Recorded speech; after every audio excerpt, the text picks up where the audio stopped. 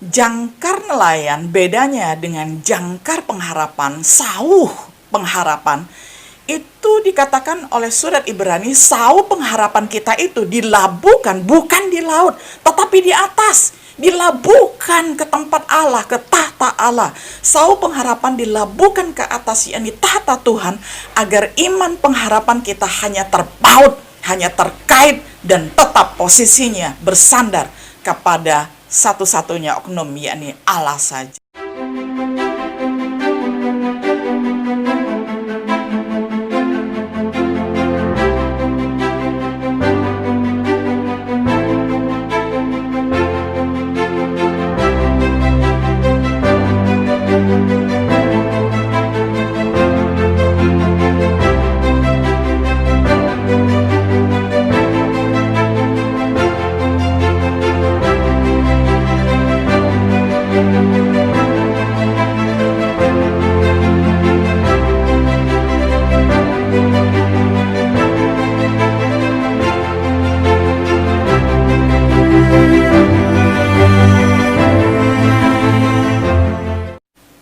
Shalom sahabat setia yang dikasihi oleh Tuhan, jumpa lagi di dalam acara Renungan Sahabat Setia. Pada hari ini kita akan merenungkan satu tema, yakni sauh pengharapan. Saya kira tema ini sangat up to date bagi kita semua, karena setiap diri kita mesti memiliki pengharapan yang memberikan asah yang kekal di dalam hidup kita. Saya akan membacakan untuk kita semua dari Roma 5 ayat 1 hingga ayatnya yang kelima.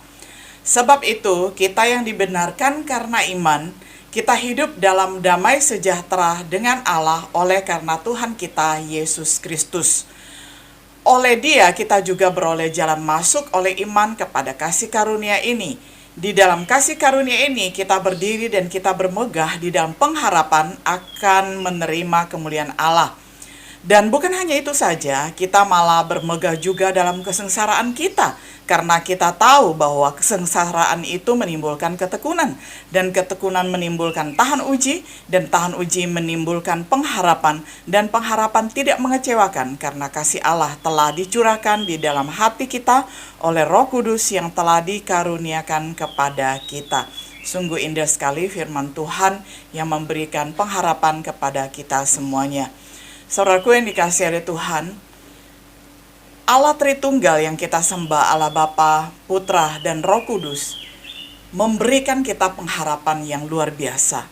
Allah Roh Kudus melahirbarukan orang percaya, sehingga setiap diri kita yang sudah percaya kepada Tuhan Yesus sebagai Juru Selamat dan Tuhan secara pribadi, itu memberikan pimpinan yang nyata di dalam hidup kita sebagai orang percaya. Dan Allah Roh Kudus adalah sumber pengharapan atau sauh pengharapan, dan akan menuntun hidup kita melalui 3 cara yang kreatif. Yang pertama, kita akan melihat bahwa hidup di dalam iman terdapat di dalam ayat pertama dan ayat yang kedua. Orang yang beriman adalah orang yang mengarahkan pandangannya kepada kekekalan. Kalau pada saat ini, saudara, ketika kita masih hidup di dunia ini, tanpa kita mempunyai pengharapan akan dunia yang akan datang, akan keselamatan yang sempurna di dalam diri Yesus Kristus, sanggupkah sesungguhnya kita bertahan? Saya rasa banyak orang yang tidak sanggup, termasuk saya tidak sanggup. Kalaupun hari ini saya masih hidup dan masih bisa menjadi saluran berkat bagi kita semua, itu karena ada sauh yang kuat, ada pengharapan yang kuat di dalam Tuhan Yesus Kristus. Orang yang beriman kepada Tuhan adalah orang yang mendapatkan kekuatan yang besar di dalam hidupnya, sehingga hidup mereka dapat dipakai untuk menjadi alat berkat terbesar bagi umat manusia. Saudara, di Alkitab ada begitu banyak contoh pahlawan iman, raksasa iman, tokoh-tokoh iman. Kalau kita perhatikan dari Kejadian sampai Wahyu, semua ada tokoh iman. Dan teristimewa kalau kita membuka di dalam surat Ibrani, di situ juga ada daftar para leluhur iman dan para pahlawan iman. Jadi Alkitab memberikan kita banyak contoh pahlawan iman di dalam hidup kita, raksasa-raksasa iman, sehingga kita dapat belajar di dalamnya. Hanya mereka yang hidupnya telah diubah dan diberkati oleh iman dapat menjadi berkat bagi sesama manusia. Nah saudara, kalau kita hanya pandai menyampaikan khotbah tentang iman, menyampaikan renungan tentang iman, tetapi hidup kita sendiri bagaikan orang tidak beriman, biasanya itu bagaikan usaha menjaring angin ya, kata pengkhotbah ya. Kata Salomo itu adalah usaha yang sia-sia. Kita berkata hidup di dalam iman, tetapi hidup kita sendiri tidak mencerminkan sebagai orang yang beriman. Nah, itu artinya kita tidak menjadi berkat. Nah, kalau hidup kita menjadi berkat adalah ketika kita berbicara iman, kita sudah hidup di dalamnya dan perkataan kita penuh kuasa, sehingga semua orang yang mendengarkannya akan merasa dikuatkan, dihiburkan, dan diberi penopangan. Nah, orang yang beriman adalah orang yang menerima kehendak Allah di dalam hidupnya dan di dalam ketaatan kepada kehendak Allah. Saudara, bukankah sering sekali gaya hidup kita adalah antropocentris ya. Antropocentris artinya kita hidup berpusatkan kepada ego kita. Semuanya kita minta Tuhan yang mengabulkan sesuai dengan kehendak kita. Padahal hidup kita seharusnya teosentris. Artinya kitalah yang tunduk kepada kehendak Allah, kitalah yang harusnya menuruti kehendak Allah di dalam hidup kita, sehingga ketika kita berdoa, ketika kita beriman, ketika kita berharap, kita membawa pengharapan kita pribadi disesuaikan dengan kehendak Tuhan. Kalau yang terjadi di dalam hidup kita itu kehendak Tuhan jauh lebih indah, kita menerimanya dengan lebih bersyukur kepada Tuhan. Misalkan ada seorang anak yang meminta sepeda kepada orang tuanya, tetapi orang tuanya tidak memberikan sepeda, melainkan memberikan dia moge, ya, motor gede. Nah, bukankah itu jauh lebih indah? Nah, sering sekali saudara, Allah juga demikian. Ketika kita minta ini dan itu, ada daftar, ada list permintaan kita di hadapan Tuhan. Ketika kita beri target tahun ini harus terjadi, tahun ini harus terjadi, lalu ternyata menurut list udah tahun ke-5, tahun ke-10 belum terjadi. Saudara, kita cek kembali apakah itu sudah sesuai dengan firman Tuhan. Kalau memang belum, biarlah kita serahkan kehendak Tuhan yang jadi. Sama seperti Tuhan Yesus ketika sampai di Getsemani, ketika akan naik ke kayu salib, bukankah Tuhan Yesus sendiri mengatakan, Bapa, kalau secara pribadi nih ya, ini bahasa bebas, kalau secara pribadi saya ini berat, saya ini terlalu merasa pahit menerima cawan yang harus saya telan ini, tetapi biarlah bukan kehendakku yang jadi, melainkan kehendak Bapa yang jadi. Ini adalah pelajaran paling agung di dalam sejarah, bahwa Allah Tritunggal ketika berkomunikasi, saudara, walaupun ketiga pribadi ini adalah setara dan sama-sama esensinya adalah satu, esa, namun mempunyai tiga pribadi. Kita lihat putra menyerahkan kehendaknya kepada Bapa, dalam arti ya dengan sukacita akhirnya dia naik ke kayu salib, walaupun kalau dinilai secara manusia sejati, naik ke atas kayu salib, dipaku sampai mati itu menggentarkan, dan dia mengakuinya. Nah, itulah contoh yang paling agung. Karena jalan penebusan itu harus melalui jalan salib, karena itu adalah ketentuan Allah membuka jalan keselamatan bagi manusia, maka Yesus harus menerimanya. Nah, itulah contohnya kehendak diri tunduk kepada kehendak Allah. Nah, demikian juga saudara, kalau Allah Tritunggal saja di dalam tiga oknumnya itu saling bersesuaian, saling menyesuaikan kehendak supaya rencana itu tergenapi di dalam seluruh rancangan shalom Allah, maka apalagi kita yang adalah ciptaan, kita harus tunduk kepada kehendak Sang Pencipta. Itulah yang harus kita jalani di dalam hidup kita sebagai orang beriman. Orang beriman adalah orang yang menerima kehendak Allah di dalam hidupnya dan di dalam ketaatan mereka kepada kehendak Allah. Mungkin saat ini terasa berat, mungkin saat ini terasa pahit, mungkin saat ini terasa kelam, kelabu, bagaikan bayang-bayang maut. Tetapi percayalah, satu saat kita akan melihat pelangi indah. Satu saat kita akan melihat bahwa apa yang Tuhan jadikan itu tidak pernah salah. Semuanya tepat sesuai dengan janjinya, dan semuanya tepat sesuai dengan rancangannya yang paling indah bagi kita semuanya. Yang kedua, Roh Kudus akan memimpin kita sebagai sumber pengharapan, sebagai sau pengharapan, memimpin kita untuk bermegah di dalam kesengsaraan. Ayat 3 dan 4. Bermegah itu adalah berbangga, dan berbangga dengan rasa mulia yang Tuhan izinkan. Bukan berbangga dengan kesombongan, bukan, tetapi berbangga dengan rasa memuliakan Tuhan. Itu bermegah. Nah, kita memiliki alasan untuk bermegah. Alasan kita bermegah itu adalah kita ikut di dalam meneladani kesengsaraan Tuhan. Karena Tuhan ketika memanggil kita menjadi orang percaya, Dia mengatakan satu kalimat, ikutlah aku dan pikulah salibmu. Yesus tidak mengatakan ikutlah aku dan pikulah salibku. Tidak ya, karena salib Yesus terlalu berat. Hanya Dia sendiri yang bisa memikulnya. Karena Dia menebus dosa seisi dunia, jadi hanya Dia yang bisa menebusnya. Dia mengatakan, ikutlah aku dan pikulah salibmu. Artinya apa? Masing-masing kita ini punya salibnya sendiri yang pas untuk kita, yang tidak pernah melampaui kekuatan kita. Jadi pikulah itu dengan setia, karena Tuhan ingin kita hidup mencontohi dan meneladani kehidupannya, supaya hidup kita ini senantiasa mencerminkan dan bermegah di dalam kesengsaraan mengikut Yesus.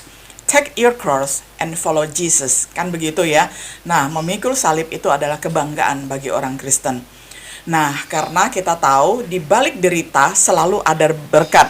Tiada mahkota tanpa salib, no cross, no crown. Jadi ini adalah gambar yang saya sangat suka.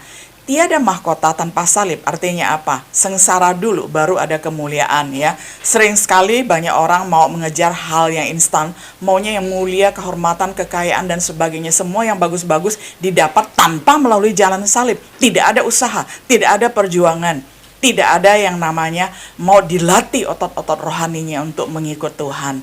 Ya, maunya hanya yang baiknya saja, sedangkan sisi yang kelihatan buruk, sisi yang kelihatan penuh dengan perjuangan, dibuangnya, tidak mau diikutnya. Padahal itu adalah berkat yang terselubung. Ketika kita dihina, ketika kita diolok, ketika kita mengalami sakit penyakit, ketika kita mengalami hal-hal yang kelihatannya negatif, sesungguhnya itu adalah berkat yang terselubung. Hanya saja kita perlu kacamata iman untuk melihat semuanya itu. Nah, saudara, saya suka sekali, sejak dari kecil saya sudah menghafal satu buku, yakni buku Peribahasa Indonesia ya. Saya suka sastra, jadi saya suka sekali yang namanya peribahasa. Berakit-rakit ke hulu, berenang-renang ke tepian. Bersakit-sakit dahulu, bersenang-senang kemudian ya. Ini adalah ajaran yang sungguh sangat indah dan sejalan dengan ajaran tiada mahkota tanpa salib, no cross, no crown. Bermegah di dalam kesengsaraan, artinya kesengsaraan itu nantinya akan menimbulkan ketekunan. Dan ketekunan akan menimbulkan kita ini menjadi pribadi yang tahan uji, bukan pribadi yang lembek, dikit-dikit menyerah, dikit-dikit cengeng ya. Nah, tahan uji ini akan menimbulkan pengharapan. Nah, karakter seperti inilah yang ingin dibentuk oleh Tuhan atas kehidupan orang percaya. Karakter yang tangguh karena melewati kesulitan hidup bersama-sama dengan Tuhan. Karakter yang terbentuk kuat karena rela dan bersedia diproses dalam kesakitan oleh Tuhan. Saya suka sekali dengan contoh mutiara, saudara. Kita tahu proses sebuah mutiara itu adalah bagaikan sebuah kerang ya. Kita tahu bahwa kerang ketika dirinya kemasukan sebutir pasir itu sakit sekali. Nah, ketika kita bermegah di dalam kesengsaraan, ini adalah bagaikan sebuah kerang yang bermegah dan berbangga karena telah menahan sakit begitu rupa, karena kemasukan satu butir pasir atau bahkan lebih, lalu di dalamnya terjadi iritasi, sakit sekali, tetapi akhirnya melalui proses itu, dia menghasilkan mutiara-mutiara yang begitu berharga, cantik dan indah. Saudara, sebagai wanita, saya suka sekali dengan mutiara ya saudara, karena saya sangat menghargai Chinese name saya. Nama Tionghoa saya adalah Yang Yenju, artinya mutiara cemerlang kesayangan, begitu ya. Nah, nama yang begitu indah. Dari dulu saya agak heran kenapa orang-orang kalau memanggil saya itu selalu mengatakan begini, kamu cemerlang sekali ya, kamu kelihatan bercahaya, kamu membawa berkat di mana-mana. Sampai umur 40 tahun saya baru ngeh bahwa selama ini saya menghidupi nama Chinese saya, karena orang tua memberikan nama, pasti ada doa dan harapan di dalamnya bahwa saya menjadi mutiara yang berharga, menjadi mutiara kesayangan banyak orang. Sehingga apapun yang saya lakukan itu adalah untuk kemuliaan Tuhan, karena Tuhan memberikan saya aura, memberikan saya satu semacam sinar ya, sehingga apapun prestasi yang didapat, orang-orang mengatakan cemerlang sekali prestasimu, dan akhirnya semuanya soli deo gloria, semuanya kembali untuk kemuliaan Tuhan, karena Tuhanlah yang sudah mengizinkan proses demi proses yang dikerjakan di dalam diri saya pribadi. Banyak suka dan duka yang sudah dilalui bersama dengan Tuhan, dan hasilnya indah sekali. Nah, saya suka perhiasan mutiara ini, saudara ya, dan memang saya mempunyai beberapa butir mutiara asli, dan saya sayang sekali ya, saudara. Nah, jadi hidup sesuai dengan kebanggaannya, hidup sesuai dengan kemegahannya, sama seperti sebuah kerang berbangga karena sudah memproduksi mutiara-mutiara cantik. Demikian juga hidup saya dan hidup sahabat saudara sekalian akan bermegah, akan dikatakan tahun uji ketika kita sudah memproduksi, kita sudah menghasilkan, ketika kita sudah menjadi berkat bagi banyak orang. Tuhan mau pakai itu untuk kemuliaan namanya. Yang ketiga, sau pengharapan yang dikerjakan oleh Allah Roh Kudus dalam kehidupan kita, itu adalah pengharapan tidak mengecewakan di dalam ayat yang kelima. Pengharapan tidak mengecewakan karena kasih Allah telah dicurahkan oleh Roh Kudus. Jadi Allah Roh Kudus adalah oknum ketiga dari Allah Tritunggal, Allah yang esa namun mempunyai tiga pribadi. Jadi tugas Allah Roh Kudus itu adalah memberikan kekuatan, penghiburan, pengharapan di dalam diri orang percaya, sehingga orang percaya ketika mengalami kesengsaraan, kesulitan, penderitaan, sekuat apapun juga, dia tidak pernah meninggalkan Tuhan, tetapi malah semakin berharap kepada Tuhan dan semakin dekat kepada Tuhan. Karena pengharapan itu adalah sau yang kuat dan aman bagi jiwa kita, yang telah dilabuhkan sampai ke belakang tabir. Itu adalah tulisan di dalam kitab Ibrani 6 ayat 19. Saya suka sekali ayat ini, saya bacakan sekali lagi. Pengharapan itu adalah sau yang kuat dan aman bagi jiwa kita, yang telah dilabuhkan sampai ke belakang tabir. Nah, sau itu apa sih? Sau itu adalah jangkar. Jangkar apa? Ya, jangkar seperti yang ada di perahu atau di sampan, ya. Jadi apa bedanya sau atau jangkar pengharapan kita dengan jangkar nelayan? Nah, ada ilustrasi yang bisa menjelaskan ini. Kalau jangkar seperti di gambar ini, saudara, adalah jangkar yang ada di dalam setiap perahu atau di dalam perahu nelayan begitu ya. Nah, di dalam sampan kata orang Kalimantan ya. Nah, tujuannya apa? Fungsinya apa? Kalau di dalam sampan atau di dalam perahu itu ada jangkarnya, supaya ketika jangkar yang sudah diikat tali itu diturunkan ke laut, perahunya itu posisinya tidak bergeser, tetap berada di tempatnya, tetap kokoh, kuat, walaupun ada ombak menghantam, maka perahu itu tetap pada tempatnya. Jadi kalau perahu itu baru mau berjalan, maka nelayan baru menarik jangkarnya ke atas dan baru mendayung atau pakai motor air gitu ya, baru perahu itu jalan. Nah, jangkar nelayan bedanya dengan jangkar pengharapan, sauh pengharapan, itu dikatakan oleh surat Ibrani, sau pengharapan kita itu dilabuhkan bukan di laut, tetapi di atas, dilabuhkan ke tempat Allah, ke tahta Allah. Sau pengharapan dilabuhkan ke atas, yakni tahta Tuhan, agar iman pengharapan kita hanya terpaut, hanya terkait dan tetap posisinya bersandar kepada satu-satunya oknum, yakni Allah saja. Nah, itulah bedanya saudara ya, antara sau pengharapan nelayan dan sau pengharapan kita sebagai orang-orang Kristen. Saudaraku yang dikasihi oleh Tuhan, Pengharapan membuat orang percaya terus bertahan di dalam perjalanan iman, karena hidup kita sesungguhnya adalah suatu perziarahan di muka bumi ini. Pengharapan membuat orang percaya terus bertahan di dalam perjalanan iman karena ada yang dinanti-nantikan. Jadi ketika kita menantikan Tuhan, itu adalah penantian yang paling indah. Ketika kita sakit, ketika kita ingin bepergian dan kita ingin menanti-nantikan seseorang datang di dalam kehidupan kita, orang yang kita kasihi, nah itu pun menjadi penghiburan bagi kita. Apalagi yang kita nantikan ini adalah Tuhan yang kekal, Tuhan yang adalah pusaka abadi kita yang tidak pernah meninggalkan kita.